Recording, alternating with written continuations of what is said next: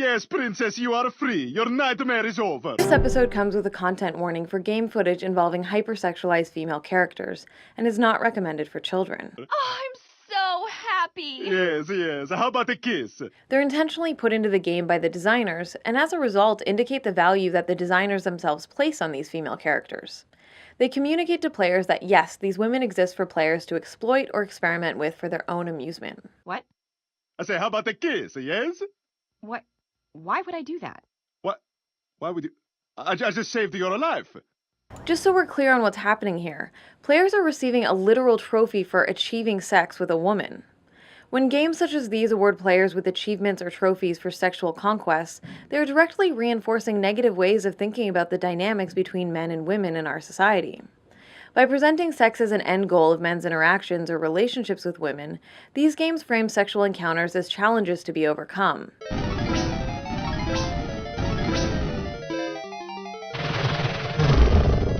By presenting sex as a goal and then presenting players with an award for accomplishing that goal, these achievements function as a form of trophyism. Yeah, but I don't even know you. I rescued you. Yeah, but you expect...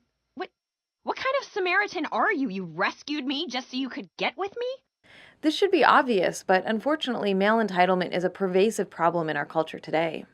The male entitlement mindset has a profound impact on how men relate to and interact with women.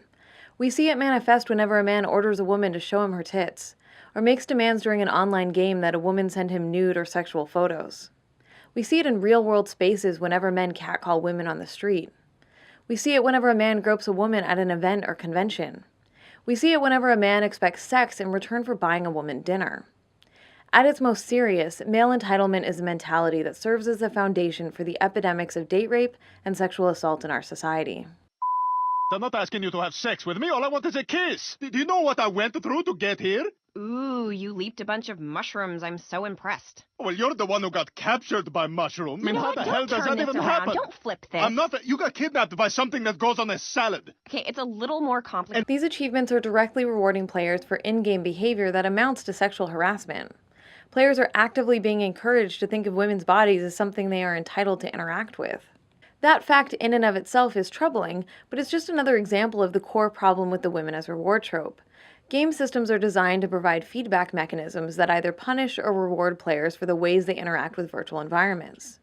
Because video games are constructed around these formal input-output systems, they can be an especially powerful tool for reinforcing cognitive patterns by modeling and rewarding player behavior. Also, these turtle shell things I had to jump over, and that was really hard. And the only help I got was every once in a while a gold star would appear up above me, and I would jump up and touch it, and it would go let, and then that would help a little bit. Players go through the process of saving the princess, and the game's algorithm dutifully rewards them with what they think they are rightfully owed for doing so. Social science indicates that one of the primary ways we learn about the world and our relationships to each other is through a process of observation and imitation. Also, these turtle shell things I had to jump over, and that was really hard. Human beings also learn by seeing something modeled for us, especially when the modeled actions are accompanied by rewards or punishments. Video games are uniquely positioned to provide experiences that do all of these things, because in most games, the player occupies both the role of participant and the role of spectator to their own actions.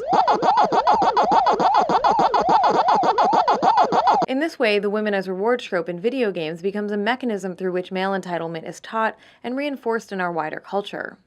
Cognitively, it's strikingly similar to the expectation that if a man buys a woman a few drinks, then he's owed sex.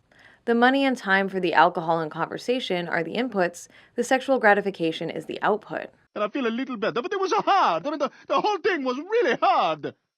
I'm not kissing you. It's a worldview that primarily defines women's social role as vessels of sexuality,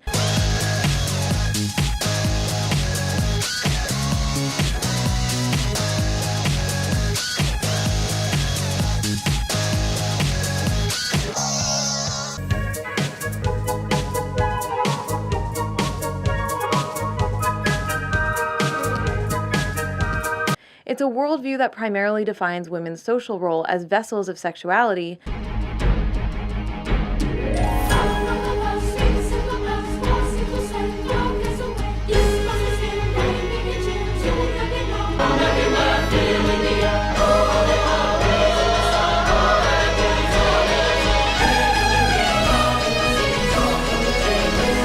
It's a worldview that primarily defines women's social role as vessels of sexuality and men's roles as consumers or patrons of that sexuality. Okay, screw this, screw it. Hey, dragon, you can have her.